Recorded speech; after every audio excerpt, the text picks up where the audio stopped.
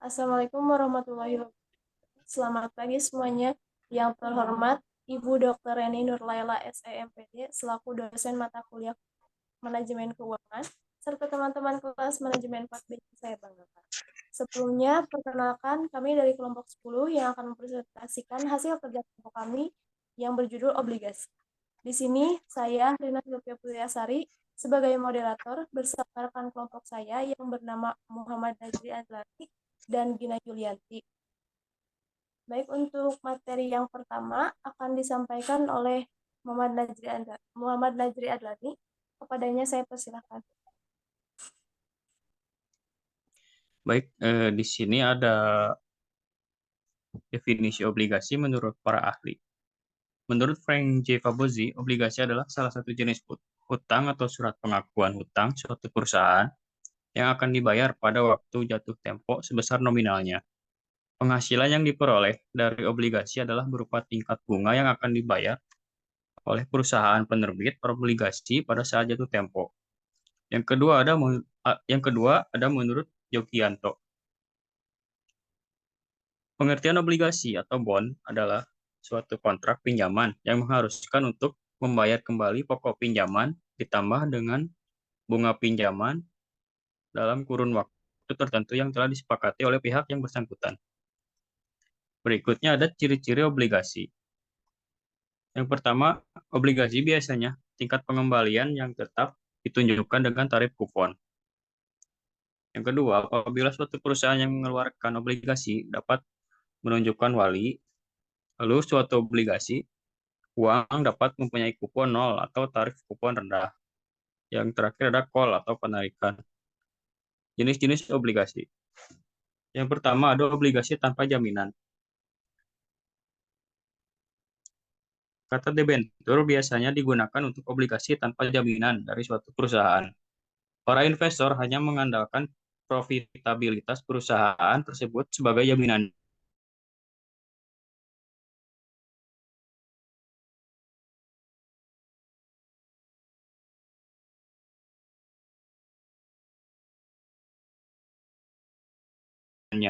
Karena obligasi kredit umum ini pemegang kreditor umum, subordinasi tanpa jaminan. Hutang subordinasi tanpa jaminan adalah hutang yang peringkatnya di bawah hutang senior sampai hutang tanpa jaminan dalam hal klaim terhadap aktiva. Dalam likuidasi, para pemegang hutang subordinasi tanpa jaminan menerima penyelesaian hanya bila semua kreditor senior dibayar penuh untuk jumlah yang terutang. Para pemegang hutang subordinasi tanpa jaminan ini masih berada di atas para pemegang saham preferen dan biasa dalam hal likuidasi. Adanya hutang subordinasi tanpa jaminan ini menguntungkan para pemegang obligasi senior karena pemegang hutang senior bisa mengambil klaim dari pemegang hutang subordinasi tanpa jaminan ini. Sebagai contoh, apabila suatu perusahaan dilikuidasi seharga 600.000, perusahaan mempunyai hutang tanpa jaminan sebesar 400.000. Hutang subordinasi tanpa jaminan sebesar 400.000 dan hutang kepada kreditor umum sebesar 400.000. Para pemegang hutang tanpa jaminan sehingga memberikan total klaim sebesar 800.000 kepada mereka. Akibatnya mereka berhak 2/3 dari nilai likuidasi atau sebesar 400.000. Sedangkan hak para kreditor umum hanya 1/3 atau sebesar 200.000. Yang selanjutnya ada obligasi dengan jaminan hipotek. Hutang obligasi yang dijamin dengan hipotek adalah obligasi dijamin dengan hak gadai atas aktiva tertentu perusahaan yang biasanya berupa aktiva tetap. Aktiva tertentu yang menjamin obligasi tersebut diterangkan secara terinci dalam hipotek, yang merupakan dokumen resmi yang memberi hak gagal kepada pemegang obligasi atas aktiva itu. Yang keempat ada obligasi laba. Obligasi laba adalah suatu perusahaan wajib membayar bunga atas obligasi laba hanya jika perusahaan memperoleh laba. Ada ciri kumulatif dari hutang ini, di mana bunga yang belum dibayar dalam tahun tertentu akan diakumulasi. Bila perusahaan benar-benar menghasilkan laba, maka perusahaan harus membayar bunga kumulatif sejauh laba itu mencukupi. Tetapi kewajiban kumulatif biasanya dibatasi tidak lebih dari 3 tahun. Namun demikian, obligasi laba ini masih lebih senior daripada saham preferen dan biasa. Dan juga atas hutang subordinasi tidak seperti dividen saham preferen, pembayaran bunga obligasi laba dapat dikurangkan untuk penghitungan pajak. Obligasi laba tidak populer bagi kalangan investor. Obligasi ini biasanya digunakan terutama dalam reorganisasi.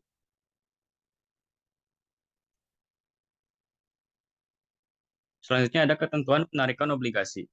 Surat berharga boleh segera dibeli kembali, berarti bahwa instrumen itu boleh dibeli kembali oleh yang mengeluarkannya seharga harga penarikan kapanpun. Sebaliknya, ketentuan penarikan boleh ditunda selama satu periode waktu. Periode penundaan penarikan yang paling biasa digunakan adalah 5 tahun untuk obligasi perusahaan kebutuhan umum dan 10 tahun untuk obligasi perusahaan industri. Sekian. Baik, terima kasih kepada Muhammad Raja Adlani yang telah membacakan materinya. Untuk materi selanjutnya akan disampaikan oleh saya sendiri. Di sini ada ketentuan membeli obligasi. Membeli obligasi tidak beda dengan menabung, bahkan membeli obligasi sama persis dengan melakukan deposito berjangka. Hanya saja, surat tanda deposito tidak dapat diperjualbelikan, sedangkan surat obligasi dapat diperjualbelikan. Imbalan membeli obligasi adalah memperoleh keuntungan yang tetap, yaitu berupa harga yang dibayarkan dengan jumlah yang tetap pada waktu yang ditetapkan. Misalkan pada 3 bulan, 6 bulan, atau 1 tahun. Obligasi juga mengenal penghasilan capital gain, yaitu selisih antara harga penjualan dan harga pembelian. Selanjutnya,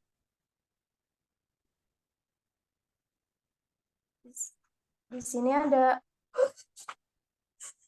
contoh, yaitu Tuan Budi mendapatkan tawaran untuk membeli obligasi seharga 9.000, jatuh tempo 5 tahun. Katakanlah harga nominal obligasi tersebut yaitu 10.000 per lembar. Jika Tuan Budi menerima tawaran tersebut dan menjual pada saat jatuh tempo, maka ia akan memperoleh capital gain sebesar 1.000 per lembar. Salah satu risiko obligasi adalah kesulitan untuk menentukan penghasilan obligasi yang dikatakan sulitnya memperkirakan perkembangan suku bunga. Suku bunga bank meningkat, sedangkan pemegang obligasi akan menderita kerugian.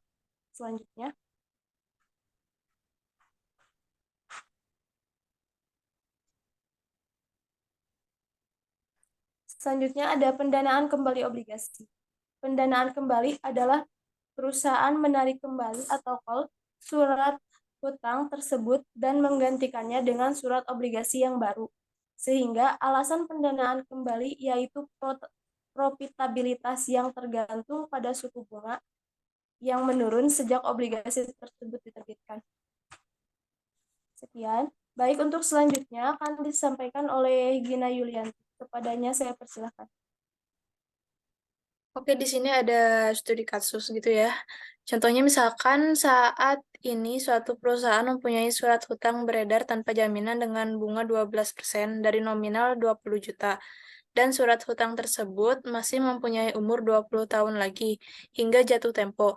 Karena suku bunga lebih rendah secara signifikan daripada waktu penawaran mula-mula, maka perusahaan sekarang dapat menjual surat obligasi 20 tahun yang baru dengan tarif kupon 10% yang jumlah selisihnya 19.600.000 setelah dikurangi split pertanggungan.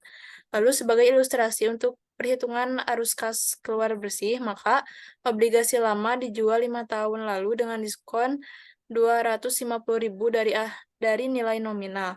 Bagian yang belum diamortisasi sekarang adalah 200.000, biaya notaris dan pengecara serta biaya penerbitan yang bersangkutan dengan obligasi yang lama mempunyai saldo yang belum diamortisasi sebesar 100.000. Harga penarikan atas obligasi yang lama adalah Rp109. Biaya penerbitan obligasi yang baru Rp150.000, tarif pajak penghasilan sebesar 50%, dan ada periode tumpang tindih selama 30 hari. Lalu di sini ada jurnal arus kas bersih dari soal yang tadi di atas. Ada harga pokok penarikan obligasi yang lama dengan harga Rp109. Lalu 1,09 dikali 20 juta hasilnya 21.800.000. Hasil bersih dari penjualan obligasi yang baru 19.600.000. Lalu hasilnya selisih dari 21.800.000 dengan 19.600.000 yaitu 2.200.000. Di sini ada beban penarikan obligasi yang baru seharga 150.000, bunga atas obligasi yang lama selama periode tumpang tindih seharga 200.000, lalu pengeluaran kas kotor 2.550.000. Dikurangi penghematan pajak, ada beban bunga atas obligasi yang lama selama periode tumpang tindih seharga 200.000, lalu premi penarikannya 1.800.000. Diskonto yang belum diamortisasi atas obligasi yang lama 200.000, lalu beban penerbitan yang belum diamortisasi atas obligasi yang lama seharga 100.000, lalu jumlahnya ada 2.300.000. Di sini ada penghematan pajak 50% dikali 2.300.000, hasilnya 1.150.000. Jadi arus kas bersih ada 1.400.000.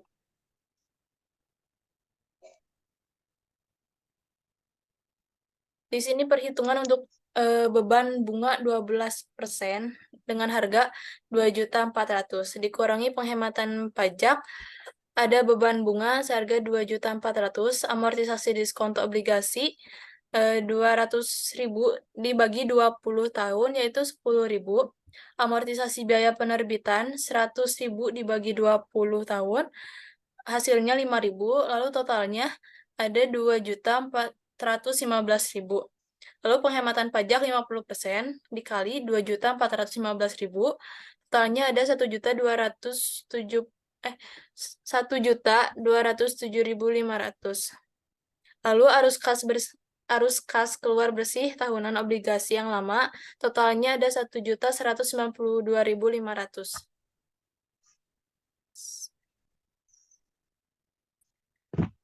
Di sini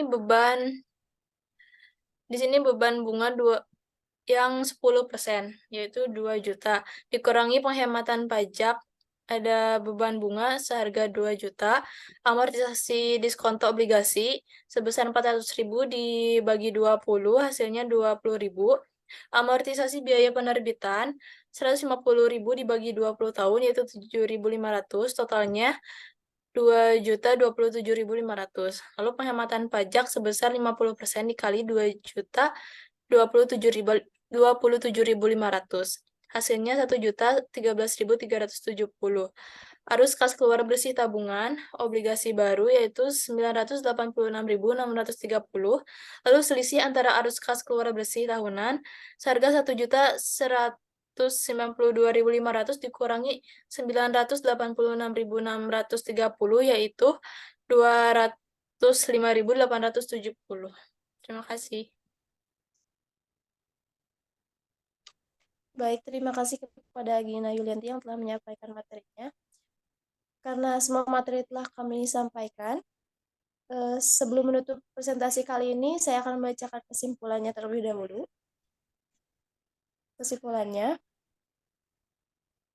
obligasi merupakan salah satu aset keuangan yang berkembang hingga saat ini dan dapat diperdagangkan secara cukup menarik bagi para pemilik modal dalam melakukan investasi pada pasar modal.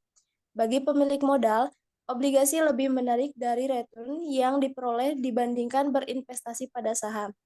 Para investor akan memperoleh bunga yang besarnya telah ditentukan selama periode obligasi, sehingga obligasi dapat disebut sebagai investasi yang memberikan penghasilan tetap. Harus bukan sebagai obligasi seperti halnya investasi saham. Pada obligasi juga memiliki peluang mendapatkan capital gain dengan melakukan penjualan obligasi di pasar sekunder.